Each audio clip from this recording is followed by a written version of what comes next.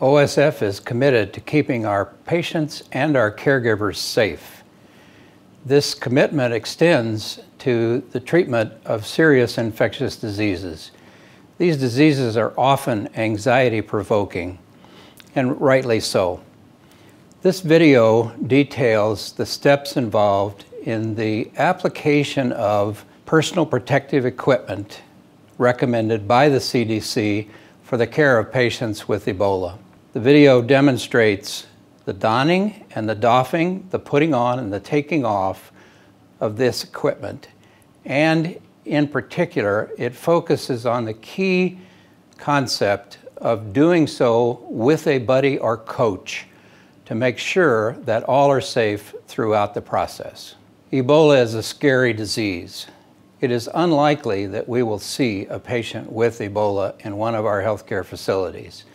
However, we are ready to detect such a possibility early, to protect our patients and ourselves with the appropriate use of PPE, and to respond to assure that all stay safe throughout the process. The role of the observer is to offer guidance and supervision of trained staff members in donning and doffing of PPE, ensuring the healthcare workers' safety. Prior to starting the donning sequence, the staff member should attend to the personal needs such as hydration and use of the restroom. Lori, as your observer today, I'm going to work with you to assure your safety. I'm going to be reading step by step from our checklist. And as we complete each step, I'll be watching you to make sure you put on your PPE correctly and that the integrity is maintained of each piece of the PPE. Please wait and perform each step only when I tell you to do so. If you need any assistance or help, I will be right here for you. Before we continue, I want to make sure you've removed and secured any personal items: jewelry, watches, rings, cell phones, pens, pagers, name tags, change from your clothing, and secured it. Also want to make sure you've changed into hospital-provided scrubs and to make sure your footwear has closed toes, closed heels, and is free from any holes. If hair is long, the observer should remind the staff member to secure the hair so it's not hanging down on their neck. Now we're going to look at our PPE. We want to make sure we have everything we need in the correct sizes and that everything is intact. Visually inspect all PPE to ensure it is in proper condition. Review donning sequence during this time to assure all necessary PPE and sizes are present. Looks like we have everything we need. Now I'd like you to perform hand hygiene. Make sure you're getting between your fingers, covering your thumbs, and all surfaces of your hands, including the backs and your wrists. And when your hand gel is dry, we're going to have you go ahead and put on your boot and leg covers. And go ahead and have a seat in the chair while you put them on.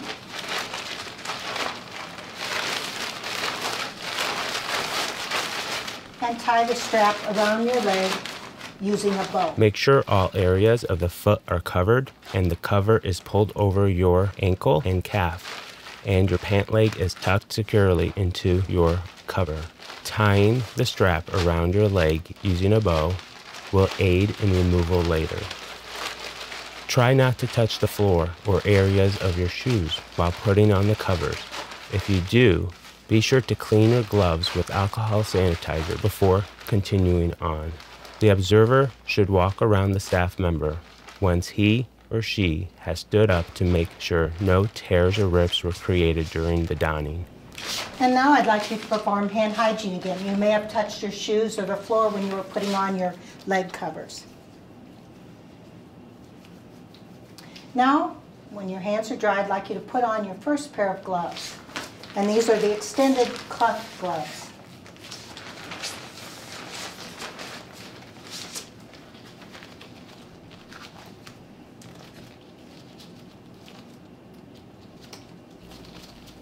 Make sure the cuffs of the gloves go as far up your arm as possible. These will be referred to later as your inner gloves. Good. Now it's time to put on your gown, and I will assist you with tying the gown in back and securing at your neck. Take your time, making sure it is the proper size and allows for free, unrestricted movement and extends below the top of the leg cover. As you put on the gown, ensure that the cuff of your gloves is tucked under the sleeve of the gown. Sometimes it is helpful to make sure the cotton cuff of the gown covers the first knuckle of your thumb. This will allow for the movement of the gown during the care of the patient and will help prevent riding up of the gown above the cuff of your glove. The gown should be tied securely, but in a way that it can be easily untied during removal.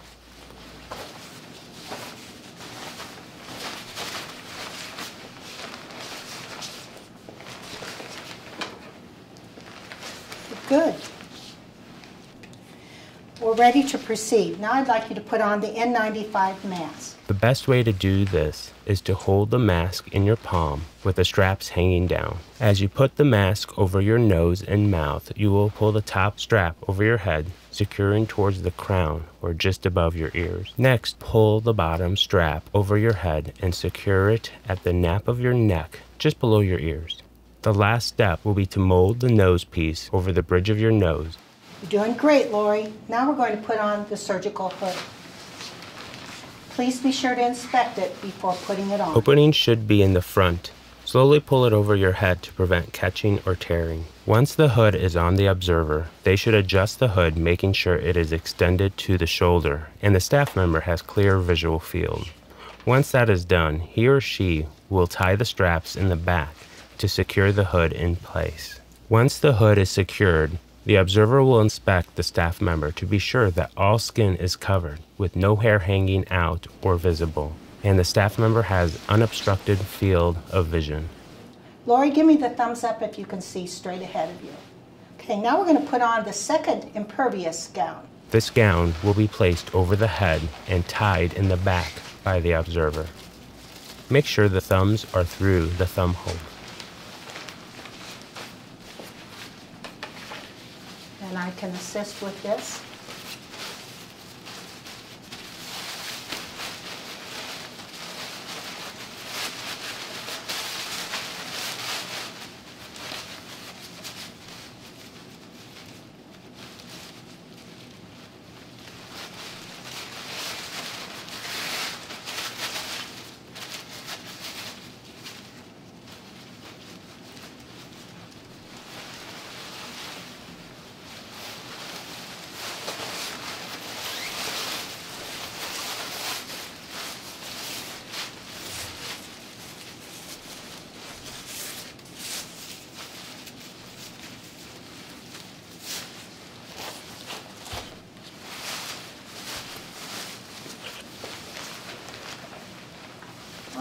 Next, we're going to go ahead and have you put on your face shield over your hood and N95 mask. Place the elastic strap behind your head with the foam resting on your forehead.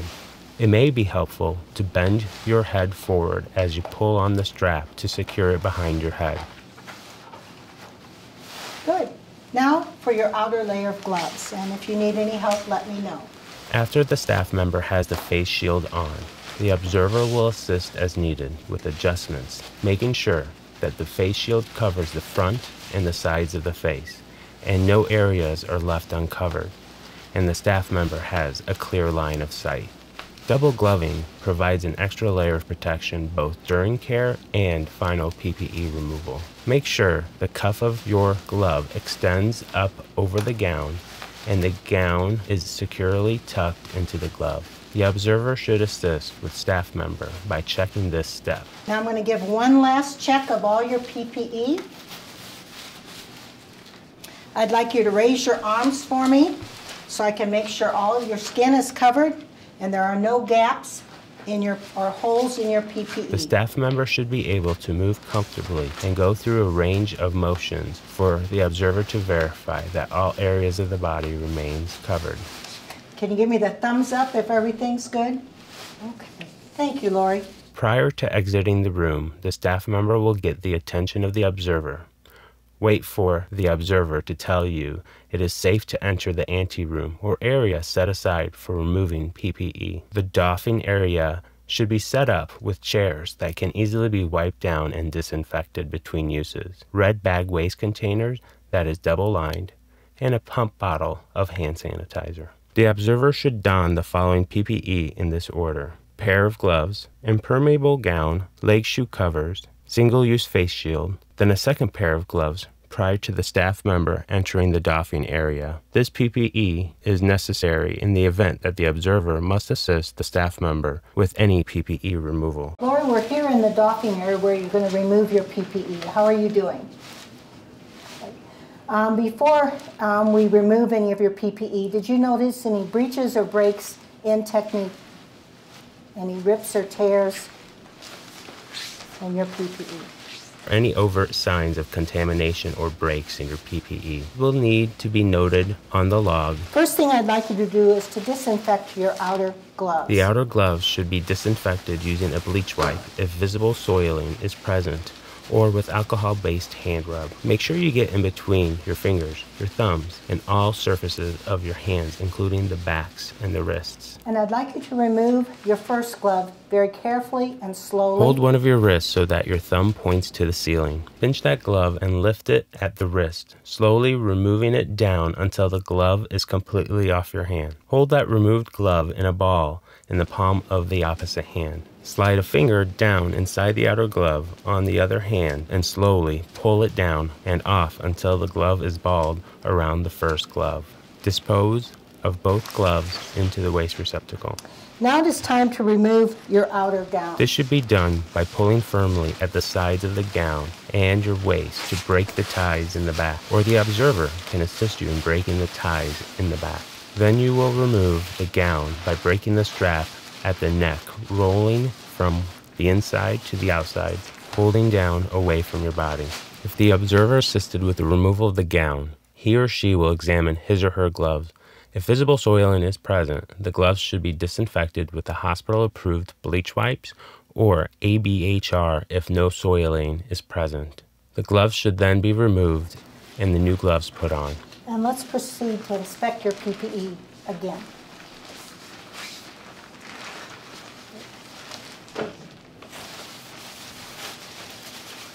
And let's disinfect your gloves again.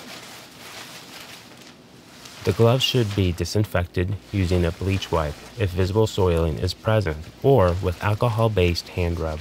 Make sure you get in between your fingers, your thumbs, and all surfaces of your hands, including the backs and the wrists. And I'm giving you a pair of gloves so you can apply a pair of gloves over your inner gloves.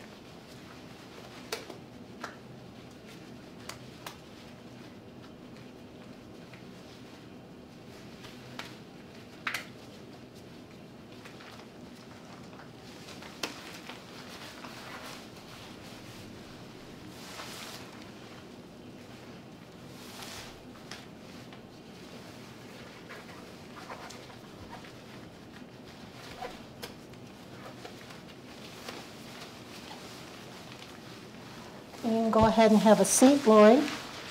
And now we're going to remove your shoe covers.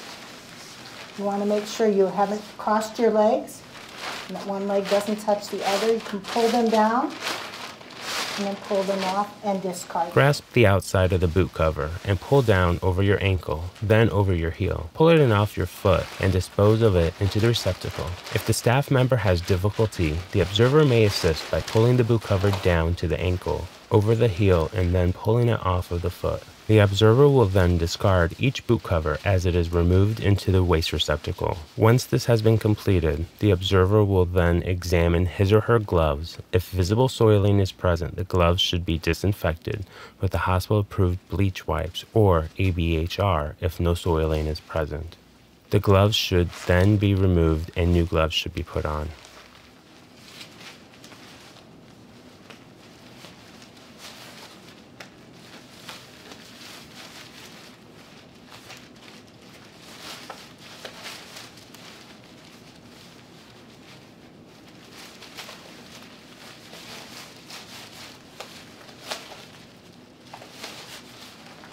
Okay, Lori, I want to inspect your gloves.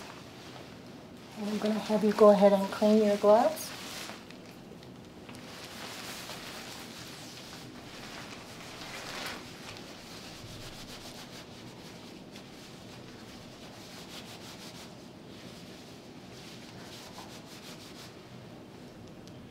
Now I'm going to have you remove your gloves.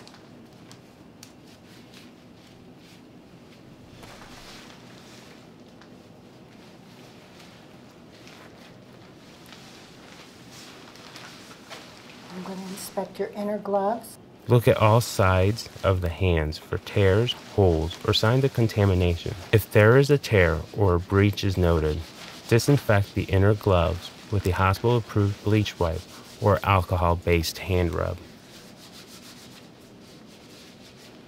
I'm going to have you remove your face shield. To do this, tilt your head forward slightly, grab the straps at the sides of your head, and pull it forward over your head. Allow the face shield to fall from your face as you remove it, keeping a hold of the strap. Discard the face shield into the waste receptacle.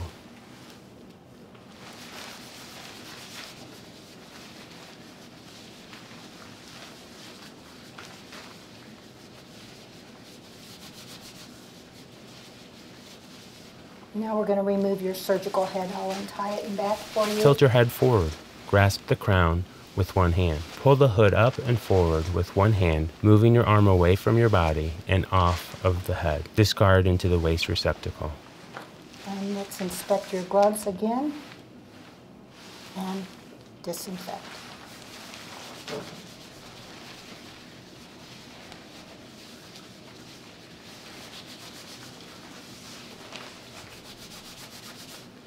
Now we're going to remove your inner gown. The observer may assist with releasing the ties. The staff member will then grasp the gown at the hip area and then pull the gown down and away from his or her sides. Once the gown is off the shoulder, the staff member will pull one arm at a time from the sleeves until the gown sleeves are bunched at the wrists. Then roll the exposed side, which is the inside, of the gown inward until it forms a tight ball and discard into the waste receptacle.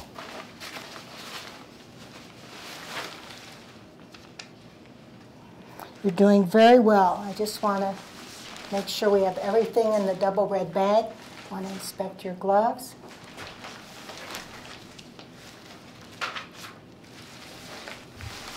And disinfect.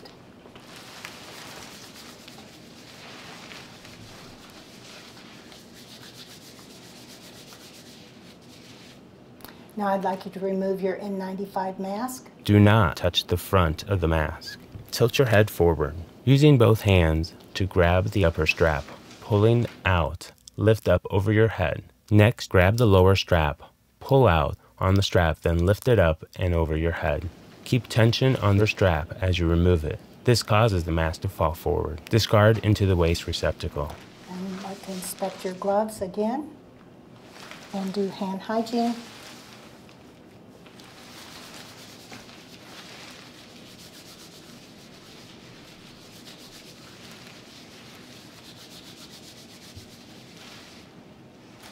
And I'd like you to go ahead and sit down, and we're going to clean your shoes.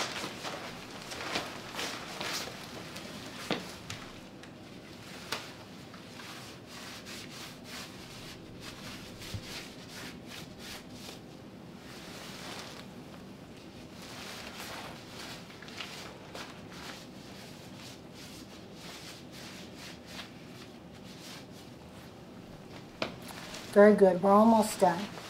I'd like to inspect your gloves and disinfect.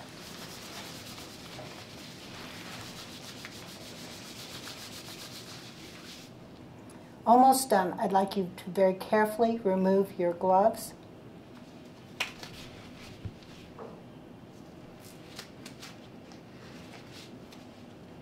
And now I'd like you to perform hand hygiene.